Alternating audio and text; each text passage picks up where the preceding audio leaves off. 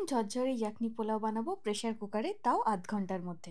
লখনউয়ের যে ফেমাস ইয়াকনি পোলাওয়ের কথা আমরা জানি, ঠিক সেরকমই বানানোর জন্যে মাংসের মধ্যে রসুন বাটা, আদা বাটা, হলুদ গুঁড়ো, কাশ্মীরি আর ঝাল লঙ্কার গুঁড়ো, টক দই আর সর্ষের তেল মাখিয়ে আধ ঘন্টা রেখে দেবো।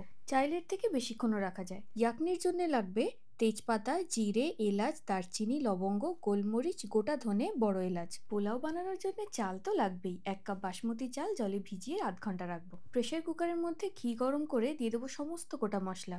ম্যারিনেট করা মাংস দিয়ে 4-5 মিনিট হাই ফ্লেমে ভেজে দিয়ে দেবো 1.5 কাপ মতন জল। স্বাদ মতো নুন দিয়ে একটা সিটি দিয়ে নেবো। এই জলটা দিয়ে যেহেতু চালটা রান্না হবে, তাই একটু বেশি জল দিতে হবে। একটা সিটি দিয়ে ঢাকা খুলে মাংসগুলো সমস্ত তুলে নিয়ে এই ঝোলটা ছেঁকে নেব। গোটা মশলা বাদ দিয়ে এই যে ঝোলটা, এটাকে ইয়াকনি বলে।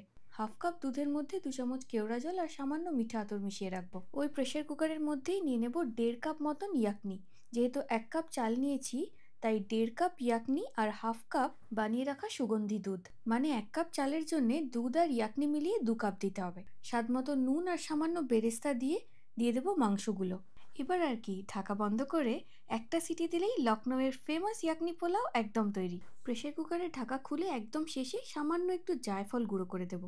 ইয়াকনি পোলাওতে যেহেতু অতিরিক্ত মশলা থাকে না, তাই এটা কিন্তু খুব লাইট হয়। চাইলে এর মধ্যে কয়েকটা কাঁচা লঙ্কাও দেওয়া যেতে পারে। প্রেসার কুকারে মাত্র 2টো সিটি দিয়ে বানিয়ে ফেলা যাবে এই রকম ঝরঝরে ইয়াকনি পোলাও, যেটা খেতে একদম ফাটাফাটি।